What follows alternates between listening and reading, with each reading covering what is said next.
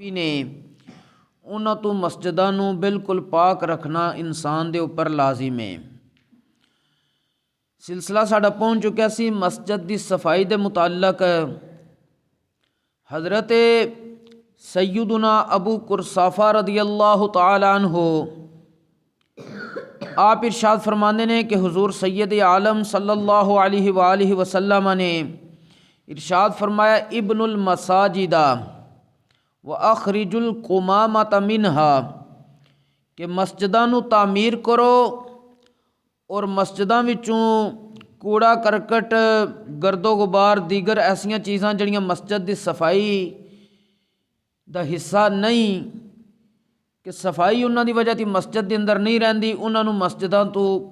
نکال دیو۔ اگے نبی کریم علیہ الصلاۃ والسلام نے ارشاد فرمایا فمن بنا للہ بیتا بنا اللہ لہ بیتا فی الجنہ، جس بندے نے اللہ دی رضا واسطے مسجد بنائیے، جس نے اللہ دی رضا واسطے اللہ کریم اس بندے واسطے جنت دے اندر ایک گھر تعمیر کر دے گا۔ وَإِخْرَاجُ الْقُمَامَةِ مِنْهَا مُحُورُ الْحُورِ الْعَيْنِ، اور مسجداں وچوں کوڑا کرکٹ باہر کڈنا اے جنت دیاں حوراں دا حق مہر ہے۔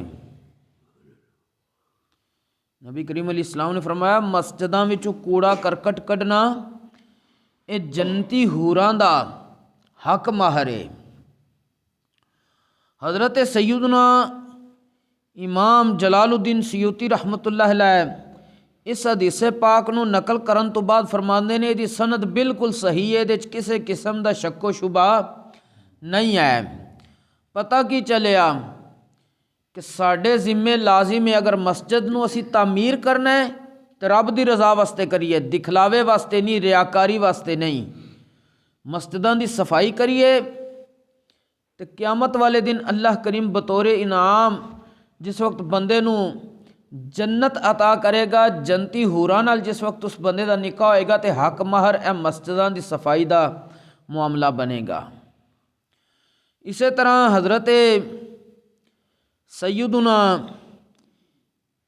امام حسن بصری رحمۃ اللہ تعالی علیہ ارشاد فرماندے نے حوراں دا حق مہر مساجد دی صفائی اور آباد کاری ہی ہے وے۔ اور ایک اور حدیث پاک دے اندر ارشاد فرمایا گیا نظفوا ابنیتکم ولا تتشبہوا بالیہود بجمع الاقباء، اے لوگو اپنے گھراں نو اور اپنے گھراں دے سیناں نو صاف ستھرا رکھیا کرو، اپنے گھراں دے سیناں نو صاف ستھرا رکھیا کرو۔ کوڑا کرکٹ اپنے گھراں دے سینے چ اکٹھا کر کے یہودیاں نال مشابہت نہ اختیار کیتا کرو۔ اور حضرت امام جلال الدین سیوطی رحمۃ اللہ تعالی علیہ نے ایک اور حدیث پاک کے اندر ارشاد فرمایا کہ رسول اللہ صلی اللہ علیہ وآلہ وسلم نے ارشاد فرمایا غسل الاناء وطہارت الفناء یورثان الغناء، اپنے گھراں دے جڑے استعمال والے برتن نے انہاں نو دھو کے رکھیا کرو اور اپنے گھراں دے سیناں نو بالکل صاف ستھرا رکھیا کرو۔ جس وقت دو کام کرو گے، اپنے برتن صاف تو آ کے رکھو گے، گھراں دے سین صاف ستھرے رکھو گے، یہ تواڈے واسطے مالداری پیدا کر دیندیاں دوویں چیزاں، یہ دوویں چیزاں مالداری دا سبب نے، غنا دا سبب نے۔ حضرت سیدنا علامہ اسماعیل حقی رحمۃ اللہ تعالی علیہ اس حدیث پاک تو بعد ارشاد فرماندے نے جس ویلے اپنے گھراں دے سیناں نو صاف ستھرا رکھنا اور برتناں نو دھو کے رکھنا مالداری دا سبب ہے، تے آپ فرماندے نے فما ظنک فی تنظیف المسجد، اے بندے پھر مسجد نو صاف ستھرا رکھن نال تیرا گمان کی ہے کتنیاں برکتاں لبدیاں ہون گیاں۔ کہ اے بندے پھر تو سوچ تیرا گمان کی ہونا چاہیے کہ اگر مسجداں نو صاف ستھرا رکھیے تو پھر رب تبارک و تعالیٰ کتنیاں برکتاں عطا کرے گا۔ اور اس دے نال نال مسجداں نو پکڑ کے رکھنا، پکڑن تو مراد کہ مسجداں دے اندر ساڈا کہ نمازاں پڑھنا، قرآن پاک دی تلاوت کرنا، ذکر الہی کرنا، دیگر ایسے مسائل جنہ دی وجہ تی مسجداں آباد ہوندیاں نے، ساڈے ذمے اے کتنا لازم ہے۔ حضرت سیدنا معاذ بن جبل رضی اللہ تعالیٰ عنہ آپ ارشاد فرماندے نے کہ حضور سید عالم صلی اللہ علیہ وآلہ وسلم نے ارشاد فرمایا وے، ان الشیطان ذئب الانسان کذئب الغنم یاخذ الشاة القاسیہ والناحیہ فإیاکم والشعاب وعلیکم بالجماعۃ والآمۃ والمسجد۔ آپ ارشاد فرماندے نے حضرت معاذ بن جبل کہ رسول اللہ صلی اللہ علیہ وسلم نے ارشاد فرمایا، بے شک شیطان انسان دا بیڑیا ہے۔ جس طرح بکریاں دا بیڑیا ریوڑ تو دور اور الگ تھلگ رہنے والی بکری نو پکڑ کے لے جاندا ہے، اسی طرح شیطان اس بندے نو جیڑا الگ تھلگ ہو جاندہ ہے، گاٹیاں چ جا کے بہ جاندہ ہے، ادھر ادھر باہر گپاں شپاں بہ جاندہ ہے، اس نو پکڑ کے گمراہ کر دیندا ہے۔ نبی کریم علیہ الصلاۃ والسلام نے ارشاد فرمایا، فَإِيَّاكُمْ وَالشِّعَابَ، لہٰذا تساں گاٹیاں تو بچ کے رہو تے کی کرو، وَعَلَيْكُمْ بِالْجَمَاعَةِ وَالْآمَّةِ وَالْمَسْجِدِ،